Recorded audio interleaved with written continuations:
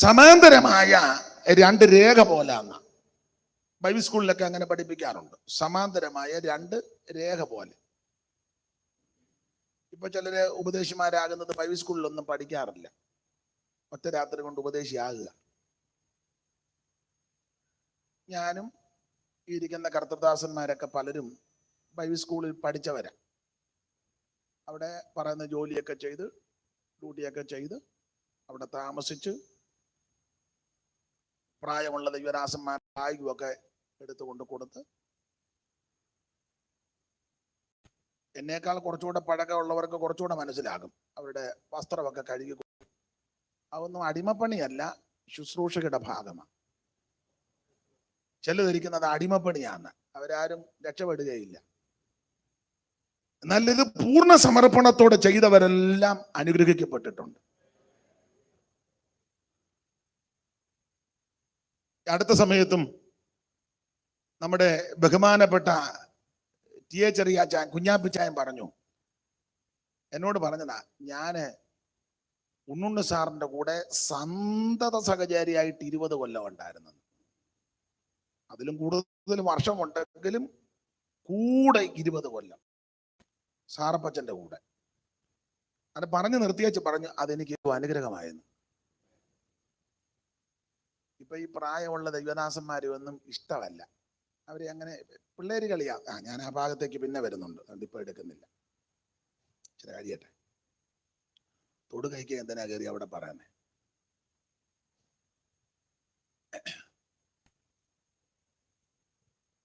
പ്രായമുള്ളവരെ ബഹുമാനിക്കുകയും ആദരിക്കുകയും ചെയ്യണം. സ്തോത്രം. അപ്പൊ നിങ്ങളെ ഈ വിശ്വാസ മാർഗത്തിൽ വളരെ പരിജ്ഞാനമുള്ളവരെ, അപ്പൊ ബൈബിൾ സ്കൂളിലൊക്കെ പഠിപ്പിക്കുമ്പോൾ ഇങ്ങനെ പറഞ്ഞ് പഠിപ്പിക്കാറുണ്ട്. പുതിയ നിയമത്തിലെ 21 ലേഖനങ്ങളിൽ 2 ലേഖനങ്ങൾ സമാന്തരമായ 2 രേഖ പോലാണ്. ഒന്ന് നമുക്കറിയാം, റോമാലേഖനവും 2 യാക്കോബിന്റെ ലേഖനവും. കാരണം ഈ 2 ലേഖനത്തിൽ ലേഖനകർത്താക്കൾ 2 വിഷയം അരക്കിട്ടുറപ്പിക്കുക. നമുക്കറിയാം, റോമാലേഖനത്തിൽ വിശ്വാസത്താലുള്ള നീതീകരണം. പഴയ നിയമ പ്രവചന പുസ്തകത്തിലെ വാക്യം അല്ലെങ്കിൽ എടുത്ത് പൗലോസ് ആ കാര്യം വളരെ കർക്കശമായി തെളിയിച്ചു. വിശ്വാസത്താലുള്ള നീതീകരണം. വിശ്വാസത്താൽ ഒന്നും നടക്കത്തില്ല, എല്ലാം വിശ്വാസത്താൽ അധിഷ്ഠിതമാണ്. എന്നാൽ യാക്കോബ് അപ്പോസ്തലൻ അതിനെ ഖണ്ഡിക്കുന്നില്ല. യാക്കോബ് പറയുന്നത് വിശ്വാസം നല്ലതാ, പക്ഷെ പ്രവൃത്തി വളരെ അത്യാവശ്യമാണ്. അതുകൊണ്ട് ഇത് സമാന്തരമായ 2 രേഖ പോലെ ഈ 2 ലേഖനം വന്ന് കൂട്ടിമുട്ടുന്നില്ലെങ്കിൽ ഒരേപോലെ പോവുക. മനസ്സിലാകുന്ന ഭാഷയെ പറഞ്ഞ റെയിൽവേ പാളം പോലെ രണ്ടും കൂടെ കൂട്ടിമുട്ടുന്നില്ലെങ്കിൽ ഒരേപോലെ പോവുക. ആട്ടെ, ഒരു ദൈവവചനയെ സംബന്ധിച്ച് വിശ്വാസം വളരെ അത്യാവശ്യമാ, അതിലും അത്യാവശ്യമാ പ്രവൃത്തി. ഇത് രണ്ടും ബാലൻസ് കൊണ്ടുപോകണം. ഒരു പക്ഷിയുടെ 2 ചിറക് പോലാണ് വിശ്വാസവും പ്രവൃത്തി. ആട്ടെ, നാം ഇന്ന് രാത്രി യാക്കോബിന്റെ ലേഖനം 4-ാം അധ്യായം 7-ാം വാക്യമാണ് ചിന്തയ്ക്കെടുത്തത്. ചില ആൾക്കാര് പറയുന്നത് യാക്കോബ് പ്രവൃത്തിക്ക് വലിയ പ്രാധാന്യമൊന്നും കൊടുത്തിട്ടില്ല. ആ പ്രവൃത്തിക്കാണ് പ്രാധാന്യം കൊടുത്തത്, രക്ഷയ്ക്ക് വലിയ പ്രാധാന്യം കൊടുത്തിട്ടില്ല എന്നാ ചിലരുടെ വാദം. പ്രവൃത്തിയെ ഊന്നിയാണ് യാക്കോബ് കാര്യങ്ങളെല്ലാം പറഞ്ഞിരിക്കുന്നത്. രക്ഷയ്ക്ക് വലിയ പ്രാധാന്യം കൊടുത്തിട്ടില്ലെന്ന. എന്നാൽ യാക്കോബിന്റെ ലേഖനമായി ധ്യാനിക്കുന്നവർക്ക് മനസ്സിലാകും, യാക്കോബിനെ പോലെ രക്ഷയ്ക്ക് പ്രാധാന്യം കൊടുത്ത ഒരാൾ വേറെ ഇല്ലെന്ന എന്റെ വാദം. മറ്റുള്ളവരെല്ലാം രക്ഷയെപ്പറ്റി പ്രത്യക്ഷമായിട്ടും പരോക്ഷമായിട്ടും പലയിടങ്ങളിൽ പരാമർശിക്കുന്നെങ്കിലും യാക്കോബ് രക്ഷയെപ്പറ്റി പരാമർശിക്കുന്നത് 3 വിധത്തിലെ രക്ഷയാ. 1 ആത്മരക്ഷ, 2 പ്രാണരക്ഷ, 3 ദേഹരക്ഷ. അങ്ങനെ മറ്റ് ലേഖനം എഴുതിയവരാരും പറയുന്നില്ലെന്നുള്ളതാ അവരുടെ ലേഖനങ്ങളിൽ കുറച്ചുകൂടെ ശ്രേഷ്ഠം. അപ്പോൾ ആത്മരക്ഷ, പ്രാണരക്ഷ, ദേഹരക്ഷ, 3 വാക്യം ഒന്ന് വായിക്കുമ്പോൾ ആ 3 രക്ഷയെ പറ്റി ഈ ലേഖനത്തിൽ കൊടുത്തിട്ടുണ്ട്. 1-ാം അധ്യായത്തിന്റെ 21-ാമത്തെ വാക്യവും 2-ാം അധ്യായത്തിന്റെ 16-ാമത്തെ വാക്യവും 5-ാം അധ്യായത്തിന്റെ ഒടുവിലത്തെ വാക്യവും ഒന്ന് ക്രമത്തിൽ വായിച്ച് സഹായിക്കാമെങ്കിൽ നന്ന്. 1:21. ആകയാൽ എല്ലാ അഴുക്കും ദുഷ്ടതയും ദുഷ്ടതയുടെ ആധിക്യവും നിങ്ങളുടെ ആത്മാക്കളെ രക്ഷിപ്പാൻ ശക്തിയുള്ളതും രക്ഷിപ്പാൻ. അപ്പൊ അവിടെ ആത്മരക്ഷയ്ക്ക് പ്രാധാന്യം കൊടുക്കുക. നിങ്ങളുടെ ആത്മാക്കളെ രക്ഷിക്കാൻ. 5-ാം അധ്യായത്തിന്റെ 19-20 ഒടുവിലത്തെ 2 വാക്യം. 5:19-20. സഹോദരന്മാരെ, നിങ്ങളിൽ ഒരുവൻ സത്യം വിട്ട് തെറ്റിപ്പോകും. സഹോദരന്മാരെ, നിങ്ങളിൽ ഒരുവൻ സത്യം വിട്ട് തെറ്റിപ്പോകുകയും അവനെ ഒരുവൻ തിരിച്ചു വരുത്തുകയും ചെയ്താൽ പാപിയെ നേർവഴിക്ക് ആക്കുന്നവൻ അവന്റെ പ്രാണനെ മരണത്തിൽ നിന്ന് രക്ഷിക്കുകയും. അപ്പോൾ അവിടെ ആ വാക്യം നന്നായിട്ട് വായിച്ച പ്രാണരക്ഷ, പ്രാണനെ മരണത്തിൽ നിന്ന് രക്ഷിക്കണം. അപ്പൊ ഒറ്റ വാക്യം പറഞ്ഞ പ്രാണരക്ഷ. 1-ാം അധ്യായത്തിന്റെ 21 ആത്മരക്ഷ, 5-ാം അധ്യായത്തിന്റെ 19-20 പ്രാണരക്ഷ. നിന്ന് വിവരിക്കുന്നില്ല, വിഷയം അതല്ലാത്തത് കൊണ്ട്. അപ്പൊ 1-ാം അധ്യായത്തിൽ ആത്മരക്ഷയാ. അത് യേശു ക്രിസ്തുവിൽ കൂടി മാത്രം, മറ്റൊരുത്തനിലും രക്ഷയില്ല. നാം രക്ഷിക്കപ്പെടുവാൻ ആകാശത്തിന് കീഴിൽ മനുഷ്യരുടെ ഇടയിൽ നൽകപ്പെട്ട ഒരേ ഒരു നാമം നസറയനാകുന്ന യേശു ക്രിസ്തുവിന്റെ പരിശുദ്ധ നാമം എന്ന് പറഞ്ഞാൽ കർമ്മമാർഗം കൊണ്ടോ പുണ്യപ്രവൃത്തി കൊണ്ടോ ദാനധർമ്മം കൊണ്ടോ നേർച്ച കാഴ്ച കൊണ്ടോ ആചാരം കൊണ്ടോ അനുഷ്ഠാനം കൊണ്ടോ രക്ഷിക്കപ്പെടുകയില്ല. ക്രൈസ്തവ കുടുംബത്തിൽ ജനിച്ചത് കൊണ്ട് രക്ഷിക്കപ്പെടുകയില്ല. പെന്തിക്കോസ് കുടുംബത്തിൽ കൊണ്ട് രക്ഷിക്കപ്പെടുകയില്ല. പാസ്റ്ററുടെ മോനായതുകൊണ്ട് രക്ഷിക്കപ്പെടുകയില്ല. സെൻട്രൽ പാസ്റ്ററുടെ മോനായതുകൊണ്ടും സ്വർഗത്തിൽ പോകുകയില്ല. സഭ പണിതത് കൊണ്ടോ പാൻ മേടിച്ചിട്ടത് കൊണ്ടോ മറ്റ് ഭൗതിക വസ്തുക്കൾ കൊടുത്തത് കൊണ്ട് അത് തെറ്റാന്നല്ല, നല്ലതാ, പക്ഷെ സ്വർഗത്തിൽ പോകുകയല്ല. ഉപദേശിമാരെ വീട്ടിൽ പാർപ്പിച്ചത് കൊണ്ടോ ഭക്ഷണം കൊടുത്തത് കൊണ്ടോ അതൊക്കെ നല്ല കാര്യം, സ്വർഗത്തിൽ പോകില്ല. സ്വർഗത്തിൽ പോകണമെങ്കിൽ യേശു ക്രിസ്തുവിനെ രക്ഷിതാവായി സ്വീകരിക്കണം. ഇത് പെന്തിക്കോസുകാരാകുന്ന നിങ്ങളോട് പറയേണ്ട കാര്യമില്ല. ആരെങ്കിലും അറിവില്ലാത്തവരുണ്ടെങ്കിൽ അവർക്ക് വേണ്ടിയാ ഇപ്പൊ പറയുന്നത്. നിങ്ങൾക്ക് ഞാൻ ഇച്ചിരി കഴിഞ്ഞ് തരാം. സ്തോത്രം. എല്ലാരെയും നമ്മൾ പരിഗണിക്കണമല്ലോ. അപ്പോൾ ആത്മരക്ഷ യേശു ക്രിസ്തുവിൽ കൂടി മാത്രം. യാതൊരു പുണ്യപ്രവൃത്തി ചെയ്തത് കൊണ്ടോ ദാനധർമ്മങ്ങൾ ചെയ്തത് കൊണ്ടോ രക്ഷിക്കപ്പെടത്തില്ല. കൃപയാൽ ആമേൻ യേശു ക്രിസ്തുവിനെ രക്ഷകനായി സ്വീകരിക്കണം. ഈ യോഗങ്ങൾ അതിന് ഇടയാക്കി തീർക്കട്ടെ. അപ്പോൾ ആത്മരക്ഷ അത് വിവരിക്കുന്നില്ല. 2 പ്രാണരക്ഷ, അതാണ് 5-ാം അധ്യായത്തിന്റെ 19-20 പ്രാണരക്ഷ. സമയത്തെ ഭയപ്പെടുന്നതുകൊണ്ട് വിവരിക്കുന്നില്ല. ഇനി ഈ 2 രക്ഷ കൊണ്ട് ഒരു വ്യക്തിക്ക് ഈ ഭൂമിയിൽ ജീവിക്കാൻ ഒക്കത്തില്ല. ആത്മരക്ഷയും പ്രാണരക്ഷയും ഉറപ്പാക്കി. പക്ഷെ ഈ ഭൂമിയിൽ ജീവിക്കണമെങ്കിൽ ദേഹരക്ഷ ആവശ്യമാണ്. ഭക്ഷണം വേണം, വസ്ത്രം വേണം, പാർപ്പിടം വേണം. ഇപ്പോഴത്തെ കാലം അനുസരിച്ച് യാത്ര ചെയ്യാൻ വാഹനം വേണം, വേണ്ടേ? ആത്മരക്ഷ മാത്രം കരസ്ഥമാക്കിയാൽ നമ്മൾ അങ്ങനെ പാലക്കാടിന് പോകും. വണ്ടി വേണ്ടേ? വണ്ടിയൊക്കെ കയറാൻ ടിക്കറ്റ് എടുക്കണ്ടേ? ടിക്കറ്റ് എടുക്കണേ കാശ് വേണ്ടേ? കാശ് വേണമെങ്കിൽ ദേഹരക്ഷ ആവശ്യമാണ്. അപ്പൊ ദേഹരക്ഷയെ പറ്റി പൗലോസ് യാത്രയുടെ പറയുന്നുണ്ട്. 2-ാം അധ്യായത്തിന്റെ 16-ാം വാക്യം. സമാധാനത്തോടെ പോയി 15 മുതൽ വായിച്ചോ, അപ്പൊ കുറച്ചുകൂടെ നന്നാകും. സഹോദരനോ സഹോദരിയോ നഗ്നരും അഹോവൃത്തിക്ക് വകയില്ലാത്തവരുമായിരിക്കും നിങ്ങളിൽ ഒരുത്തൻ അവരോട് സമാധാനത്തോടെ പോയി തീ കായുകയും വിശപ്പടക്കുകയും ചെയ്യുവിൻ എന്ന് പറയുന്നതല്ലാതെ ദേഹരക്ഷയ്ക്ക് ആവശ്യമുള്ളത് നിങ്ങൾ ഈ വകുപ്പും ചട്ടവും പറയുന്നതല്ലാതെ അവന്റെ ദേഹരക്ഷയ്ക്കൊന്നും ചെയ്യുന്നില്ല. നിങ്ങൾക്ക് എല്ലാവർക്കും മനസ്സിലാകുന്നില്ല. മനസ്സിലാകുന്ന രീതി ഞാൻ പറഞ്ഞു തരട്ടെ? വേണ്ടേ? മനസ്സിലാകാൻ വേണ്ടിയാ. ഇപ്പോൾ നമ്മുടെ കൂടെ ആരാധിക്കുന്ന ഏത് സഭയിലാ കൂടുന്നത്? പഴമ്പാലക്കൂട. നമ്മുടെ പേര് ഞാനങ്ങ് മറന്നുപോയി, ഏബ്രഹാം. അപ്പൊ ഇദ്ദേഹത്തിന്റെ സഭയിൽ ഒരു ഉദാഹരണം ഉടക്കൊണ്ടാക്കരുത്. ഇദ്ദേഹത്തിന്റെ സഭയിൽ ഒരു സാധുവായ വിശ്വാസി 1 സെന്റ് ഭൂമിയിൽ കിടക്കാൻ ഇടവില്ല. നമുക്ക് 2 ഏക്കർ സ്ഥലമുണ്ട്. അവനൊരു 10 സെന്റ് സ്ഥലം കൊടുക്കണം. കൊടുത്തേച്ച് വേണം തമ്പേറടിച്ച് ഗ്ലോറി വിക്ടറി കാൽവറിന്ന് പറയാ. എന്നാ നടക്കുവോ? അതാ ശരി. വേണ്ടേ? അവൻ കയറി കിടക്കണ്ടേ? അല്ല തമ്പേറ് തല്ലി പൊട്ടിച്ചുകൊണ്ട് കാര്യമായോ? ആഴ്ച 3 തമ്പേറ് കുമ്പനാട്ടിൽ നിന്ന്.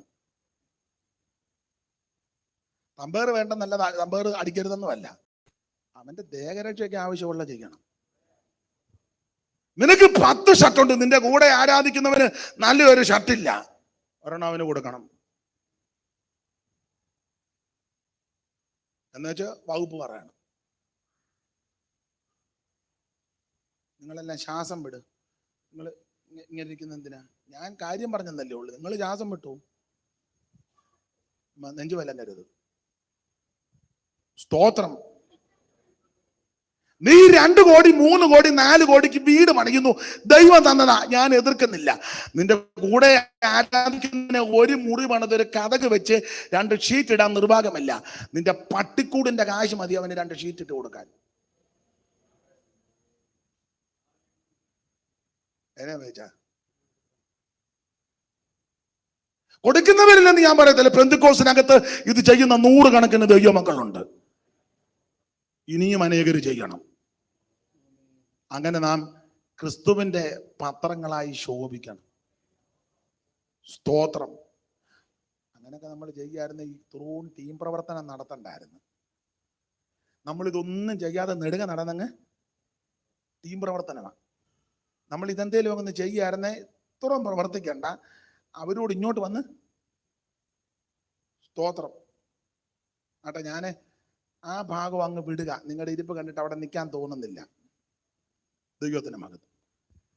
അപ്പോൾ ആത്മരക്ഷ, പ്രാണരക്ഷ, ദേഹരക്ഷ, ഇത് 3ഉം യാക്കോബ് വളരെ കർക്കശമായി സ്ഥാപിക്കുക. അപ്പം ഈ ലേഖനം രക്ഷയ്ക്ക് വളരെ പ്രാധാന്യം കൊടുക്കുന്ന ലേഖനമായ യാക്കോബിന്റെ ലേഖനം. അതെ, ഈ യാക്കോബിന്റെ ഓടിച്ചു പോവുക. യാക്കോബിന്റെ ലേഖനത്തിൽ നമുക്കറിയാം 5 അധ്യായങ്ങളാണ്. ഈ 5 അധ്യായങ്ങൾ വേഗത്തിൽ ഓടിച്ചൊന്ന് അപഗ്രഥിച്ച് പഠിച്ചാൽ ഓരോ അധ്യായത്തിലും ഓരോ വിഷയങ്ങളായിട്ടാണ്. ഒരു വിഷയമല്ല, നമുക്കിതൊന്ന് ഓടിച്ച് മനസ്സിലാക്കാൻ. 1-ാം അധ്യായത്തിൽ പരീക്ഷയെ സംബന്ധിച്ച വിഷയം. 2-ാം അധ്യായത്തിൽ പ്രവർത്തിക്ക് ആ കുഞ്ഞുങ്ങളെ ശാന്തമാക്കി കുഞ്ഞുങ്ങളുടെ മാതാപിതാക്കളോ ചുമതലപ്പെട്ടവരോ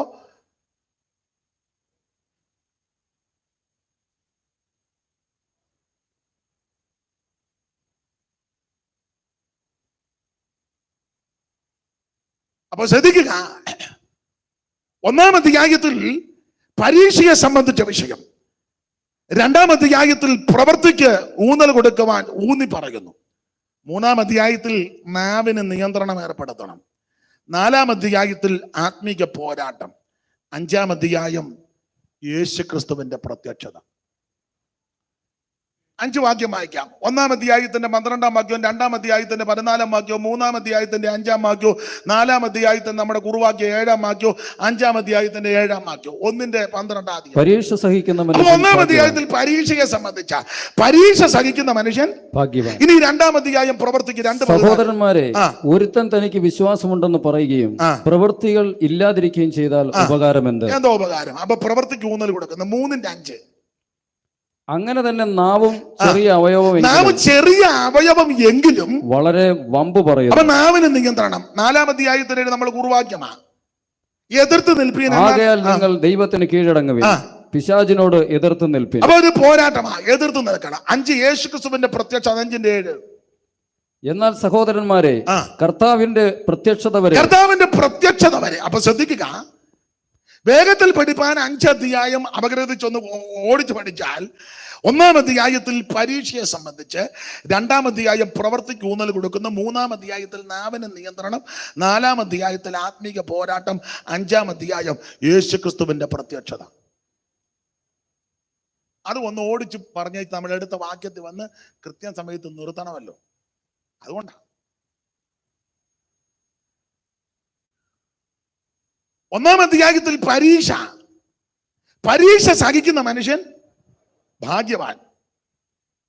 ഈ ക്രിസ്തീയ ജീവിതത്തിൽ പരീക്ഷ സഹിക്കുന്നത് ഭാഗ്യമാണ്.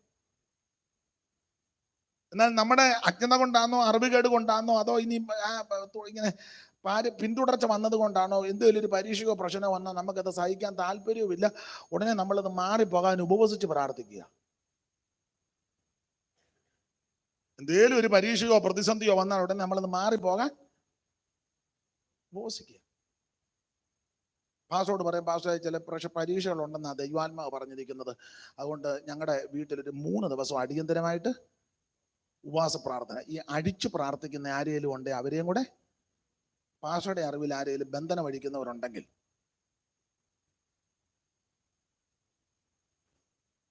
എന്താന്ന് വെച്ചാൽ ഇത് വരുന്ന പ്രശ്നം അങ്ങ് പരീക്ഷ മാറണം. എന്നാൽ പുസ്തകം പഠിപ്പിക്കുന്ന പരീക്ഷ സഹിക്കുന്ന മനുഷ്യൻ ഭാഗ്യവാനാണ്. നീ ഒരു ശരിയായ ദൈവവൈതലാണോ ഇല്ലയോ എന്ന് അറിയുന്നത് പരീക്ഷ കഴിയുമ്പോഴാണ്.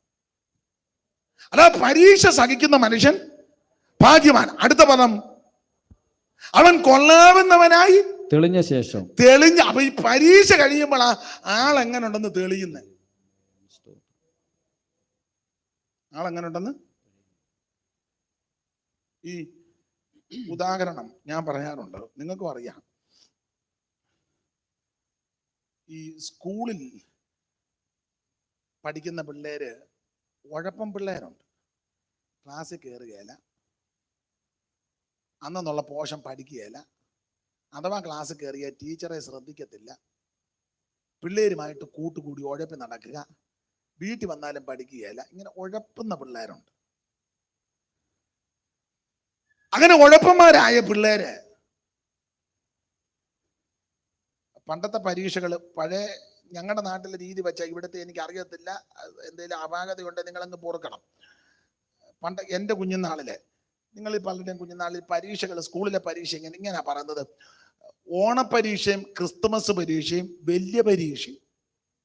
ഇവിടെ അങ്ങനെയാണെന്ന് അറിയത്തില്ല, ഇവിടെ അങ്ങനെയൊക്കെ തന്നെ. ഓണപ്പരീക്ഷയും ക്രിസ്തുമസ് പരീക്ഷയും വലിയ പരീക്ഷ. അപ്പം ഈ ഉഴപ്പി അടിച്ച് നടക്കുന്ന പിള്ളേർക്ക് വലിയ പരീക്ഷയുടെ ദിവസം വരുമ്പം വെപ്രാളമാണ്. കാരണം അവരൊന്നും പഠിച്ചിട്ടില്ല, ഹോംവർക്ക് ചെയ്തിട്ടില്ല, പഠിച്ചിട്ടില്ല, ക്ലാസ് കയറിയിട്ടില്ല, കയറിയാൽ തന്നെ ശ്രദ്ധിച്ചിട്ടില്ല, പിള്ളേരുമായിട്ട് കൂട്ടുകൂടി ഉഴപ്പി നടക്കുകയായിരുന്നു 1 വർഷം. അന്നേരം വലിയ പരീക്ഷ വരുന്നു. അപ്പൊ അവന്റെ ചിന്തയും പ്രാർത്ഥനയും, ദൈവമേ സ്കൂളിന് തീ പിടിക്കണേ,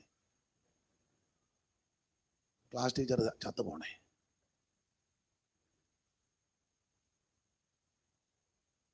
ക്വസ്റ്റ്യൻ പേപ്പറെല്ലാം കത്തിക്കണേ ആരേലും, കാരണം പരീക്ഷ എഴുതണ്ടല്ലോ. എന്നാൽ മറുവശം നന്നായിട്ട് പഠിക്കുന്ന പിള്ളേരുണ്ട്. ഒറ്റ അറ്റൻഡൻസ് പോലും വിടാതെ സ്കൂളിൽ ചെന്ന് ആ ക്ലാസ്സിൽ വളരെ ശ്രദ്ധിച്ച്, ടീച്ചർ പഠിപ്പിക്കുമ്പോൾ ടീച്ചറെ വളരെ ശ്രദ്ധിച്ച് നോക്കി, ഹോംവർക്ക് ഉണ്ടെങ്കിൽ അത് അന്നന്ന് ചെയ്ത്, അന്നുള്ള പോർഷൻ അന്നന്ന് പഠിച്ച് എല്ലാം ഹൃദിസ്ഥമാക്കി വളരെ തിട്ടമായിട്ട് പഠിക്കുന്ന പിള്ളേരുടെ ഉള്ളിലെ ആഗ്രഹം എന്നാണെന്നറിയോ? വലിയ പരീക്ഷ വരണേ, വലിയ പരീക്ഷ വരണേ, വലിയ പരീക്ഷ വരണേ. അവൻ ആ ഡേറ്റ് കാണുമ്പോൾ സന്തോഷമാണ്. എല്ലാ ദിവസവും തന്നെ കലണ്ടറെ നോക്കും, 8 മുതൽ 15 വരെ വലിയ പരീക്ഷ. ദൈവമേ എത്രയും പെട്ടെന്ന് ആ ഡേറ്റ് ആകണേ, കാരണം എല്ലാം പഠിച്ചിരിക്കുക. ഈ പരീക്ഷ കഴിയുമ്പോഴാ ഇവൻ തെളിഞ്ഞു വരുന്നത്. മറ്റവന്റെ ചിന്തയോ സ്കൂളിന് തീ പിടിക്കണമെന്ന്. പഠിച്ചവനോ പരീക്ഷ വരട്ടെന്ന്. എന്താ ഇത് പറഞ്ഞ്? ആത്മീകത്തിലും ഇതൊക്കെ തന്നെ. രക്ഷിക്കപ്പെട്ടെന്ന് പറഞ്ഞ് പിന്നെ ഉഴപ്പ. സഭയിലും വരികയില്ല, കൂട്ടായ്മ ആചരിക്കത്തില്ല, സഭയുടെ ഒരു യോഗത്തിനും വരികയില്ല, സഭായത്തിനും വന്നാൽ തന്നെ പൂർണ്ണമായിട്ട് ഇരിക്കത്തില്ല, താമസിച്ചു വരും, നേരത്തെ പോകുമില്ലേ, സാക്ഷി കഴിയുമ്പോൾ മിറ്റത്ത് ആടും, ദശാംശം കൊടുക്കുകയില്ല,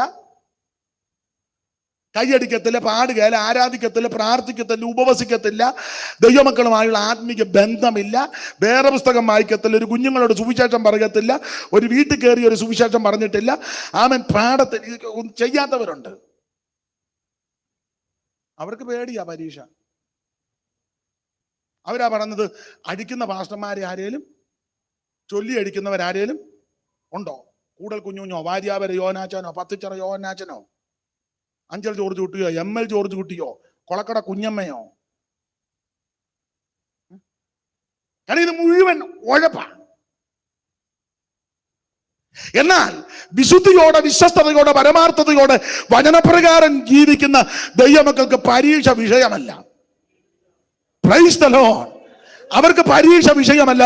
അവര് പറയും, ഏത് പരീക്ഷ വന്നാലും അതിനെ ജയിക്കുവാൻ എന്റെ ദൈവം എനിക്ക് കൃപ തരും. നമ്മുടെ പോരിന്റെ ആയുധം ജഡീകമല്ല, കോട്ടകളെ ഇടിക്കുന്ന ദൈവശക്തിയാ. അവയാ ഞങ്ങൾ സങ്കല്പങ്ങളും വിചാരങ്ങളും ക്രിസ്തുവിന്റെ പരിജ്ഞാനത്തിന് വിരോധമായി പോകി വരുന്ന ഉയർച്ചകളെ, വിചാരങ്ങളെ പിടിച്ചടക്കും. അവർക്ക് ഇതൊന്നും വിഷയമല്ല. സ്തോത്രം. ഉദാഹരണം അബ്രഹാം ജയിച്ചല്ലോ. ജയിച്ചതിന്റെ തുടക്കത്തിലേ ജയിച്ചാ നിൽക്കുന്നത്. അതുകൊണ്ടാ ദൂരെ വെച്ച് ആ സ്ഥലം കണ്ടപ്പോൾ ബാല്യക്കാരോട് പറഞ്ഞ് കഴുതയുമായിട്ട് ഇവിടെ ഇരുന്നാൽ മതി, ഞാനും ചെറുക്കനോടെ പോയി ആരാധിച്ചു. അത് വേർപാടിനെ കാണിക്കുന്നത്. വേർപാട്. നിങ്ങൾ ഈ കഴുതയുമായിട്ട് ഇവിടെ ഇരുന്നാൽ മതി, ഞാനും ബാലനും അവിടുത്തോളം ചെന്ന് ആരാധന കഴിച്ച് ഞാൻ വരുന്നെന്നല്ല, ഞങ്ങൾ തിരിച്ചു വരുമെന്ന്. വിശ്വാസം. Price the Lord. വിശ്വാസം. അപ്പോൾ പ്രമേണത്തിൽ നിൽക്കുന്നവന് പരീക്ഷ വിഷയമല്ല. ഇവിടെ ഏത് ഗവൺമെന്റ് ഭരിക്കട്ടെ, നമുക്കെന്നാ? പെന്തിക്കോസ് കൊല്ലം കൊണ്ട് ഇങ്ങനെ വെപ്രാളം തില്ലുക. നീ വെപ്രാളം പിടിച്ചാവല്ലോ ഇത് മാറുമോ? ഒന്ന് പെന്തിക്കോസുകാരെല്ലാം കൂടെ കമ്മിറ്റി കൂടി ഒപ്പിട്ടു. നമുക്ക് നിവേദനം, ആരുടെ നിവേദനം എവിടെ കൊടുക്കാൻ, എവിടേക്ക് വന്ന, എവിടെയേക്കെന്നൊരു സ്ഥലം വേയിച്ചാൻ പറ. എവിടെയാക്കാനാ? ഒന്നും നടക്കുകയല്ല. സ്തോത്രം. ഉന്നതന് മീതെ ഉന്നതനുണ്ട്, അവന് മീതെ അത്യുന്നതനുണ്ട്. ഇയ്യോ പറഞ്ഞതുപോലെ നീ പറ, ഇപ്പോഴോ എന്റെ സാക്ഷി സ്വർഗത്തിലും എന്റെ ജാമ്യക്കാരൻ ഉയരത്തിലുമാ. നമുക്ക് നീതിയുള്ള വിധി ഉയരത്തിന്നാ വരുന്നേ.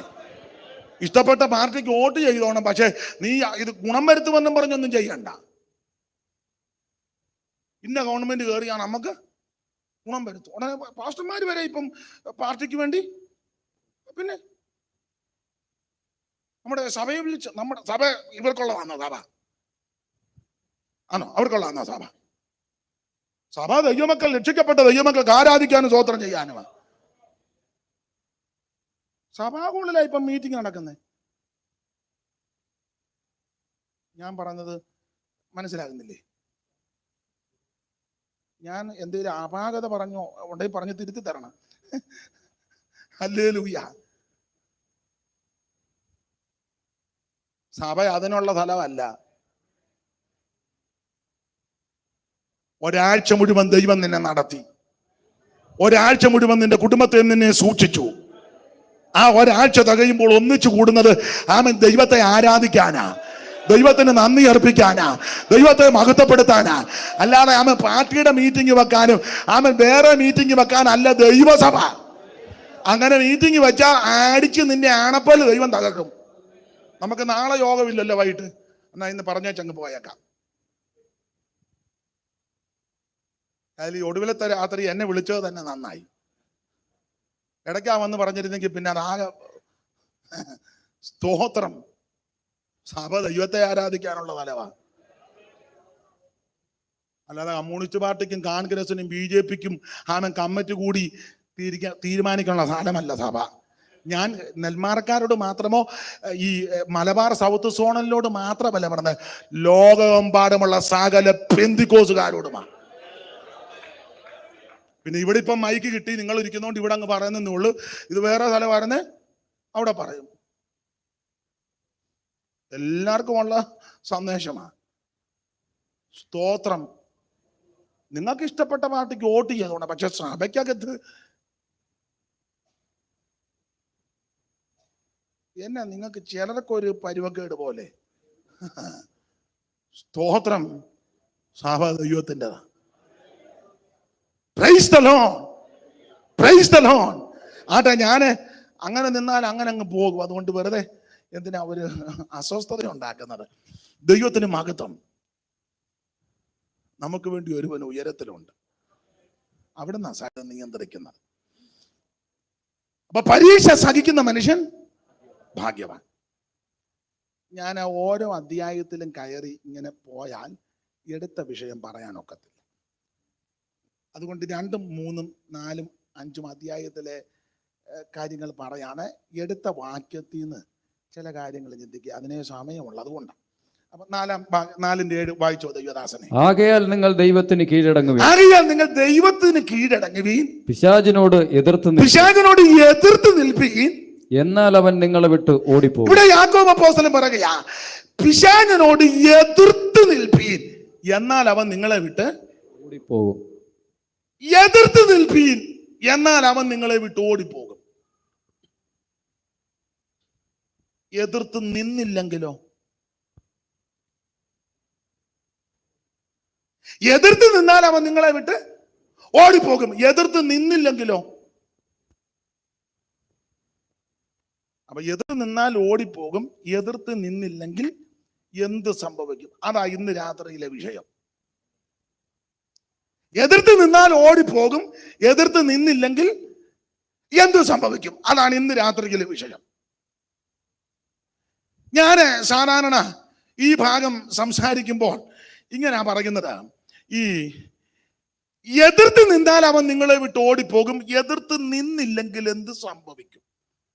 അത് തെളിയിക്കാൻ പഴയ നിയമത്തിലെ ഒരു സംഭവമാണ് ദൃഷ്ടാന്തമായിട്ട് എടുക്കുന്നത്. എതിർത്ത് നിന്നില്ലെങ്കിൽ എന്ത് സംഭവിക്കും? ഇത് ഉപവാസ പ്രാർത്ഥനയും കൂടെ ആയതുകൊണ്ടാണ്. എതിർത്ത് നിന്നില്ലെങ്കിൽ എന്ത് സംഭവിക്കും? ഇത് തെളിയിക്കാൻ പഴയ നിയമത്തിലെ ഒരു സംഭവം. ഞാൻ ആ വിഷയത്തെ എന്റെ ശൈലിയിലെ അവതരിപ്പിക്കുന്നത് ഇങ്ങനെ. ഇസ്രായേലിൽ പണ്ട് ഒരു ഉപവാസ പ്രാർത്ഥന, അത് എന്റെ ഭാഷയെ പറഞ്ഞ ഒരു 40 days ഫാസ്റ്റിംഗ് പ്രയർ, 40 ദിവസത്തെ, അങ്ങനെ ഇതിപ്പോ 21 ദിവസത്തെ അല്ലേ, ഒരു 40 ഇരിക്കട്ടെ, ഒരു 40 ദിവസത്തെ ഉപവാസ പ്രാർത്ഥന, 40 days ഫാസ്റ്റിംഗ് പ്രയർ.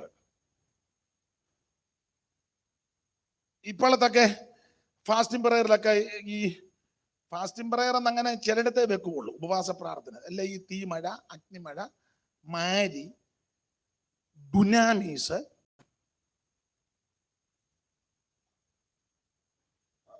ഓരോരോ പേരുകളാണ്. ഫയർ, പവർ കോൺഫറൻസ്, ഇങ്ങനെയാണോ പവർ കോൺഫറൻസ്?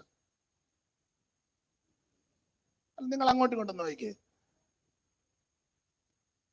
ഈ നോട്ടീസിൽ ഇങ്ങനെ പലതും വെക്കുന്നുണ്ട്. പിന്നെ മാത്രമല്ല, ഈ യോഗമൊക്കെ ഒന്ന് കൊടുക്കണമെങ്കിൽ ഭയങ്കര പാട്ടുകാരെ കൊണ്ടുവരണം. ഇവര് പിന്നെ മര്യാദക്കാരാ. ഞാൻ വന്നപ്പോൾ ശ്രദ്ധിച്ചു, മിക്ക പാട്ടുകാരുടെ ഇടയിലും രക്ഷിക്കപ്പെടാത്തവരാ. ടീമല്ലേ, ശരിക്കും ഗുണപ്പെടാത്തവരുണ്ട്. ദൈവവുമായിട്ട് യാതൊരു ബന്ധമില്ലാത്ത ധാരാളം എണ്ണമുണ്ട്. അവര് കയറി ആ കസർത്തിട്ട് മുന്നേ ആ തീ കത്തട്ടെ. ഏത് തീ? ഇവൻ ഇത് എന്നതാന്ന് പോലും അറിയാൻ മേല, ചുമ്മാ. അപ്പൊ വലിയ വലിയ പാട്ടുകാരെ, ട്രൂപ്പ്, ഇനി പ്രസംഗിക്കാൻ വരുന്ന ആൾക്കാരും അതുപോലെ പ്രഗത്ഭരെയാ. നോട്ടീസിലൊക്കെ കണ്ട ഡോക്ടർ, റോവറൻ, സോ ആൻഡ് സോ, ഒത്തിരി വിശേഷണങ്ങൾ കൊടുക്കാറുണ്ട്. ഞാൻ എതിർക്കുന്നില്ല. അപ്പൊ ഇസ്രായേലിൽ ഒരു ഉപവാസ പ്രാർത്ഥന 40 ദിവസം. ഈ ഇസ്രായേലിലെ ഉപവാസ പ്രാർത്ഥനയുടെ ഒരു പ്രത്യേകത, എന്റെ വചനത്തെ കൂട്ടുപിടിച്ച ഈ ഉപവാസ പ്രാർത്ഥനയുടെ ഒരു പ്രത്യേകത, 2 ഗ്രൂപ്പുകൾ. ഇപ്പം 2 ഗ്രൂപ്പ് എന്ന് പറയാനൊക്കത്തില്ല, 2 പാനല്. നമ്മളിപ്പം ഇന്ത്യൻ പെന്തിക്കോസ് ആയതുകൊണ്ട് അതായിരിക്കും കുറച്ചുകൂടെ എഫക്റ്റ്. Panel, 2 panel. അപ്പൊ ഈ 40 days fasting prayer 2 panel, 2 group. ഒരു വാക്യം വായിച്ചേ.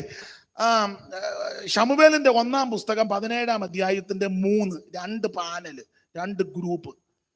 ആരും എഴുന്നേറ്റ് പോകരുത്, 9 പോകാവൂ. 17-ാം അധ്യായത്തിന്റെ 3-ാമത്തെ വാക്യം, 1 ശമൂവേൽ 17:3. ഫെലിസ്ത്യർ അത് തന്നെ ഫെലിസ്ത്യർ ഇപ്പുറത്ത് ഒരു മലഞ്ചെരിവിലും ഇസ്രായേലിയർ അപ്പുറത്ത്. ഇസ്രായേലിയർ അപ്പുറത്ത്. ഇങ്ങോട്ട് നോക്കിയേ, ഇപ്പുറത്തും അപ്പുറത്തും 2 ഗ്രൂപ്പ്, 2 പാനൽ. തെളിഞ്ഞോ? മതി. ഫെലിസ്ത്യർ ഇപ്പുറത്ത് ഒരു മലഞ്ചെരിവിലും ഇസ്രായേലിയര് അപ്പുറത്ത്. 2 ഗ്രൂപ്പ് അല്ലെ, 2 പാനൽ. ഇപ്പൊ എവിടെ ചെന്നാലും ഗ്രൂപ്പ് അല്ലേ?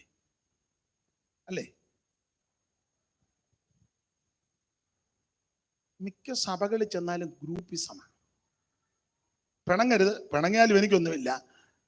പാസ്റ്ററും സെക്രട്ടറിയും കൂടെ ഒരു ഗ്രൂപ്പ്, ട്രഷററും കമ്മിറ്റിയും കൂടെ വേറൊരു ഗ്രൂപ്പ്. ഇവരെ എല്ലാം ഒതുക്കാൻ വേറൊരു ഗ്രൂപ്പ്.